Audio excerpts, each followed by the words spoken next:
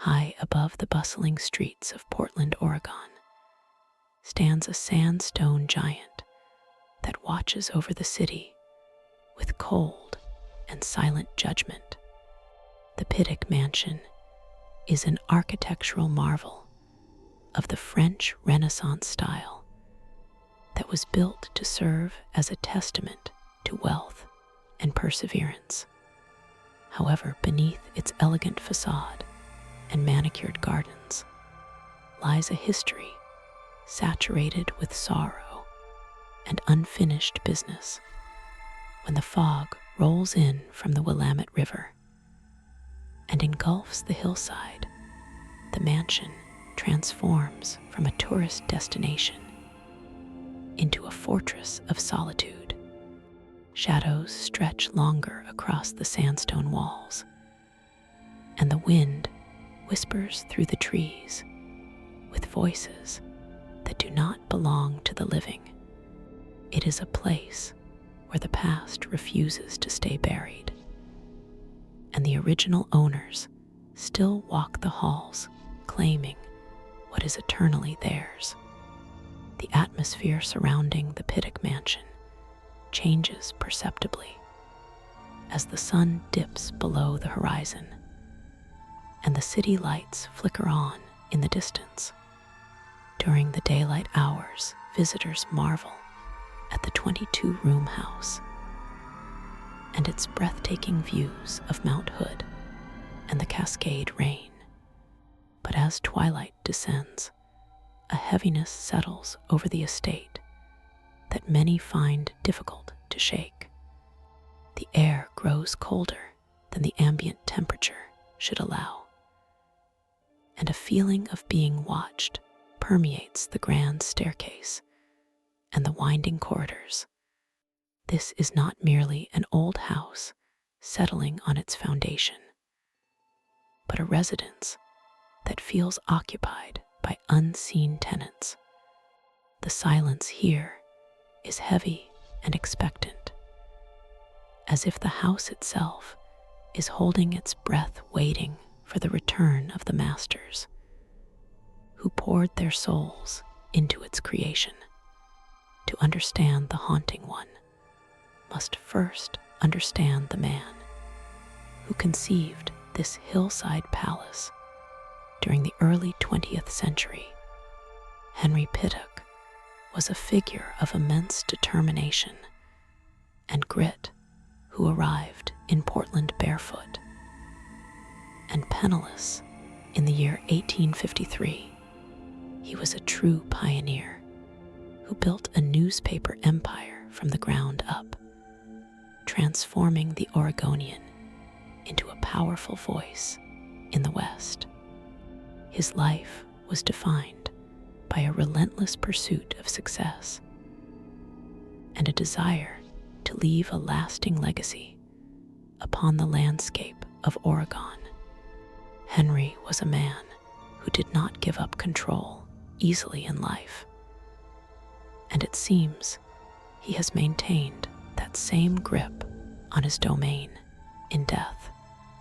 His ambition was a force of nature that carved a fortune out of the wilderness, and that energy remains imprinted on the land. Beside Henry stood his devoted wife, Georgiana Pittock, who was a pioneer in her own right and a pillar of the growing community. She was known for her love of flowers, specifically roses, and she founded the Portland Rose Society, which helped the city earn its famous nickname. Georgiana was the heart of the family, providing warmth and grace to balance Henry's stoic business acumen. Her dream was to live in a home that reflected their journey from hardship to high society, a place where she could tend to her gardens and entertain guests in luxury. The mansion was the culmination of a lifetime of struggle and triumph. a reward for decades of hard work. It was meant to be their sanctuary for their golden years. But fate had a cruel timeline in store for the aging couple. Construction on the mansion began in 1914, at a time when the world was on the brink of great change and turmoil. Henry and Georgiana spared no expense, hiring the finest architects and utilizing materials that were meant to last for centuries. They incorporated the latest technology of the era, including a central vacuum system and an elevator, which were rarities at the time. The house was designed to be a modern castle, a self-sufficient entity perched 1,000 feet above the city they helped build. Every stone and beam was placed with the intention of creating a permanent dynasty for the Pittock name. The construction process itself was a monumental task, requiring a winding road to be cut into the steep hillside to transport the massive amounts of material. The couple moved into their dream home in 1916, surrounded by their children and grandchildren, ready to enjoy the fruits of their labor. For a brief moment, the halls of the Pittock Mansion rang with laughter and the clinking of fine china during elaborate dinners. It was the pinnacle of their existence, a time of peace and satisfaction, looking down upon the thriving metropolis below. However, the sand in their hourglass was running dangerously low, and the house they built to defy time could not stop the inevitable approach of death. They had spent a lifetime working towards this moment, only to find that the finish line was actually a precipice. The tragedy of the Pittock Mansion lies not in violence, but in the theft of time and the unfulfilled promise of rest. Just 2 years after moving into the mansion, Georgiana Pittock passed away in 1918 at the age of 72. The house that was built to be her sanctuary became the place of her final breath, and the silence left in her wake was deafening. Henry was devastated by the loss of his life partner, and the joy that had filled the rooms evaporated almost instantly. The gardens she loved so dearly continued to bloom, but the woman who cherished them was gone, leaving a void that luxury could not fill. The smell of her favorite roses seemed to linger in the corridors, a ghostly reminder of the gentle presence that had once graced the home. It was the first crack in the dream, the first shadow to fall over the golden years they had planned.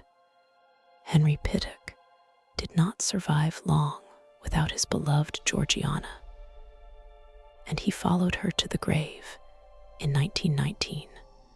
He died in the mansion, leaving the grand estate to his descendants. Just 3 years after its completion, the couple had spent decades climbing the social and economic ladder, only to enjoy their summit for a fleeting moment. This abrupt end to their residency is what many paranormal experts believe anchors their spirits to the property. They had unfinished business with the home they loved, and they were taken from it before they could truly settle in. The abruptness of their departure created a spiritual vacuum that their souls rushed to fill, refusing to to move on to the next plane of existence. Following the deaths of Henry and Georgiana, the mansion remained in the Pittock family for nearly 4 decades. Family members came and went, but the house slowly began to lose its luster without the driving force of its creators. The maintenance of such a massive estate was a financial and logistical burden that weighed heavily on the heirs. During these years, the house sat quiet and imposing on the hill, a relic of a bygone era, witnessing the Great Depression and the Second World War. It was during this long period of slow decline that the first whispers of strange occurrences began to circulate among the staff and family. The house seemed to have a memory, and it was not fond of the changes that time was bringing to its doors. By the late 1950s, the last of the Pittock family members had moved out, and the mansion was put on the market. For years, it sat empty and abandoned, a hollow shell, vulnerable to the elements and the ravages of time. The once manicured gardens grew wild, and the sandstone walls were battered by the relentless Oregon rain. In 1962, the infamous Columbus Day storm struck the Pacific Northwest with hurricane-force winds, causing significant damage to the property. Windows were shattered, and the roof was compromised, allowing water to seep into the grand interiors. It seemed as though nature itself was trying to reclaim the hill and erase the monument Henry had built. The house groaned in the wind, a dying giant left to rot above the city. Developers saw the prime real estate location and made plans to demolish the mansion to build a subdivision of modern homes. The bulldozer blades were practically at the gates, ready to tear down the history and replace it with profit. It was a dark time for the estate, and the atmosphere around the property grew increasingly hostile and oppressive. Construction workers and surveyors reported feeling unwelcome, as if an invisible force was pushing them away from the grounds. It is said that Henry Pittock, who had fought so hard to build his empire, was not about to let his legacy be destroyed without a fight from beyond the grave. The impending destruction seemed to awaken the dormant spirits, stirring up activity that had previously been subtle. In a dramatic turn of events, the citizens of Portland rallied to save the mansion, raising funds to purchase the estate for the public. The city acquired the property in 1964, saving it from the wrecking ball just in time.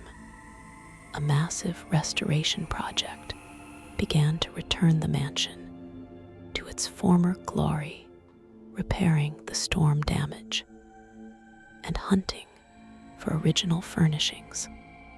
As restoration crews began their work, they quickly realized they were not alone in the dusty halls.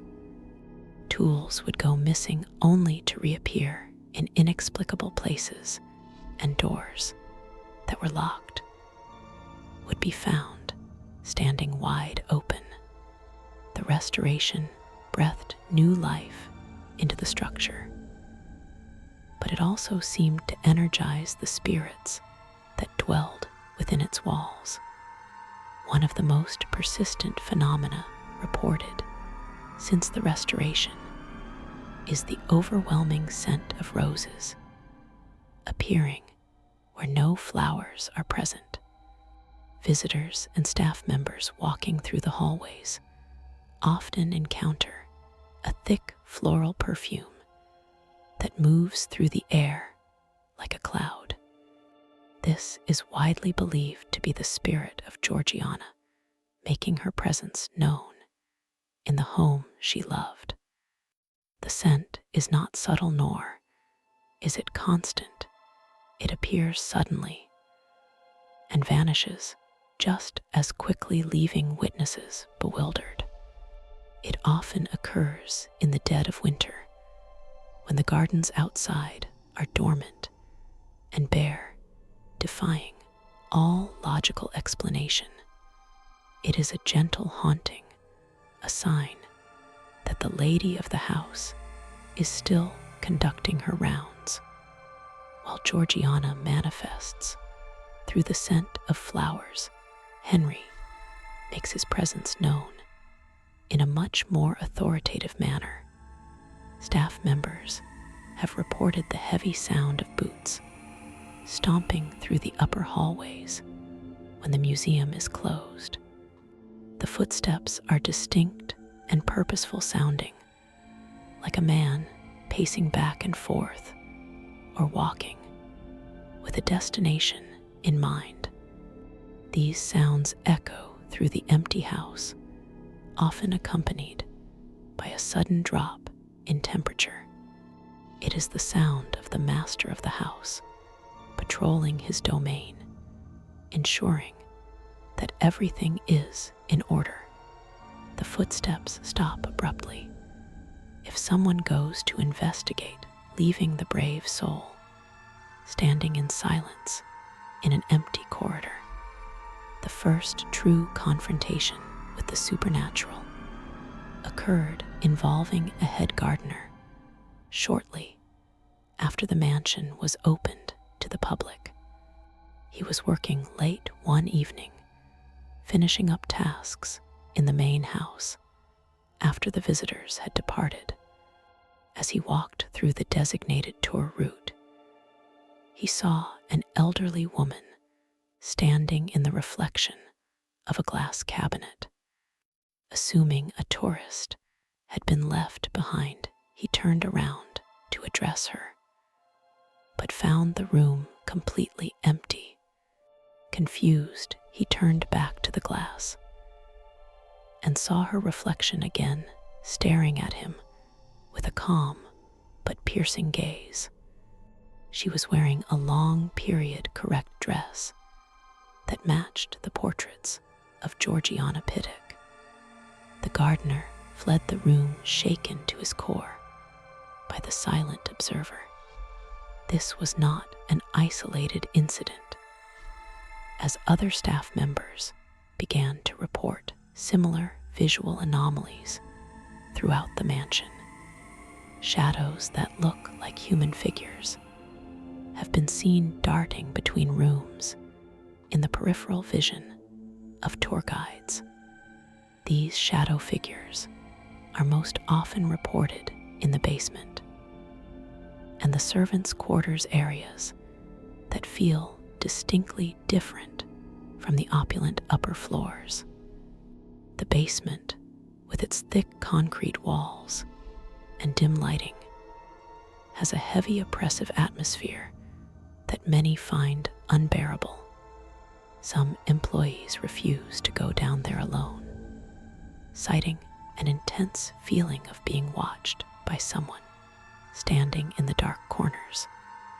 It is a primal fear, a sensation of being prey in a stone cage. Windows in the mansion are known to have a mind of their own, creating a constant battle between the staff and the unseen residents. Caretakers will lock and latch all the windows securely before leaving for the night, only to return the next morning to find them wide open. This happens particularly in the upper bedrooms, where Henry and Georgiana slept. On calm nights, with no wind-heavy latch mechanisms, are undone by invisible hands, allowing the cool night air to flood the rooms. It is as if the spirits are trying to air out the house, or perhaps they are inviting something else in. The security logs show no signs of forced entry or intruders, leaving the open windows as a chilling mystery. A particularly terrifying event involved a heavy portrait of Henry Pittock that hangs in the hallway. During a routine cleaning, a staff member moved the portrait to a secure location to dust the wall behind it. When she turned back mere seconds later, the portrait was back on the wall, perfectly centered on its hook. No human could have lifted the heavy frame and replaced it so silently and quickly in that brief window of time. The staff member was alone in the wing of the house, and the silence that followed was thick with tension. It was a clear message from Henry that his image and his house were to be respected and handled on his terms only. The sewing room is another hotspot for paranormal activity, often cited as one of the most active rooms in the house. Visitors have reported seeing a woman sitting in the chair by the window, seemingly engaged in needlepoint. When they blink or look closer, the chair is empty, but the rocking motion of the chair continues for several seconds. Cold spots are frequently felt in this room areas where the air temperature drops 20 degrees in a localized pocket. Paranormal investigators have recorded electronic voice phenomena, or EVP, in this room, capturing whispers that are inaudible to the human ear. The voices are often faint, but intelligent, responding to questions or commenting on the people in the room. The elevator, which was a marvel of technology in 1914, has become a source of unease for modern staff. It has been known to operate on its own, moving between floors without anyone pressing the buttons. The heavy doors will slide open to reveal an empty car waiting, as if inviting a passenger to step inside. Mechanics have inspected the machinery multiple times and found no electrical faults or wiring issues that would explain the erratic behavior. Some believe that Henry, who was fascinated by technology in life, still enjoys using the elevator to move between the floors of his home. The sound of the elevator motor engaging in the silence of the night is a sound that makes security guards freeze in their tracks. As the years passed, the stories of the hauntings became a part of the local lore, attracting ghost hunters and thrill seekers. However, the spirits of Pittock Mansion do not seem to perform for an audience or seek attention. Their activity is domestic routine and personal, relating to the day-to-day life of the home. They move furniture, rearrange small objects, and open doors just as they would have done in life. It is a residual haunting in many ways, a playback of past energy. But there are moments of intelligence that suggest a conscious presence. The way the activity spikes during renovations or changes to the layout suggests that the owners are still very much opinionated about their property. One of the most chilling accounts comes from a night watchman who was patrolling the grounds during a stormy autumn night. He looked up at the third-floor windows, which were supposed to be dark and empty. Instead, he saw a light flickering in the window of the attic dormer and a dark silhouette standing against the glass. He rushed inside and climbed the stairs to the attic, ready to confront an intruder. When he burst into the room, it was pitch black, and the only light came from the street lamps far below. The dust on the floor was undisturbed, showing no footprints other than his own. He left the mansion that night and refused to work the night shift ever again. The dining room is another area where the veil between the past and present seems particularly thin. Staff setting the table for special events have reported that silverware will be moved or rearranged when their backs are turned. Place cards are swapped, and napkins are unfolded, undoing the meticulous work of the servers. It is as if Georgiana is critiquing the table setting, ensuring that it meets her high Victorian standards. There is no malice in these actions, only a strict adherence to protocol and etiquette. It serves as a reminder that while the city owns the deed, the Pittocks own the atmosphere and the rules of the house. The grand staircase, with its sweeping curve and elegant banister, is a focal point for visual apparitions. Many guests have reported seeing a floating figure ascending the stairs out of the corner of their eye. The figure is often described as a woman in a long flowing gown, gliding upwards, without her feet touching the steps. She never looks at the witnesses, always keeping her gaze fixed on the top of the stairs. It is a fleeting glimpse of the past, a memory etched into the space, replaying over and over again. The staircase acts as a conduit, a bridge between the entertaining spaces below and the private sanctuary above.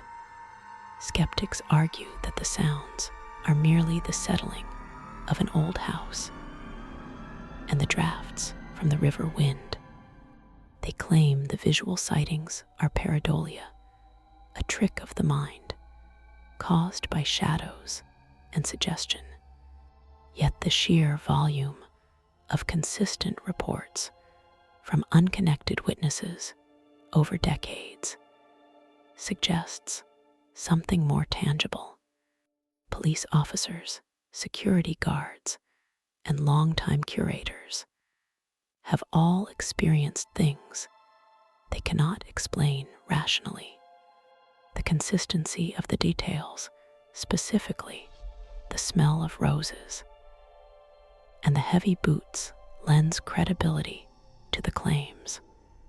There is a pattern to the haunting, a logic that fits perfectly with the personalities of Henry and Georgiana. In recent years, paranormal investigation teams have been allowed to conduct controlled research within the mansion walls. During one such investigation, a flashlight communication session yielded startling results in the library. When asked if Henry was present, the flashlight turned on instantly, and when asked if he wanted them to leave it, turned on again. The responses were intelligent and direct, coinciding with sudden electromagnetic field spikes in the room.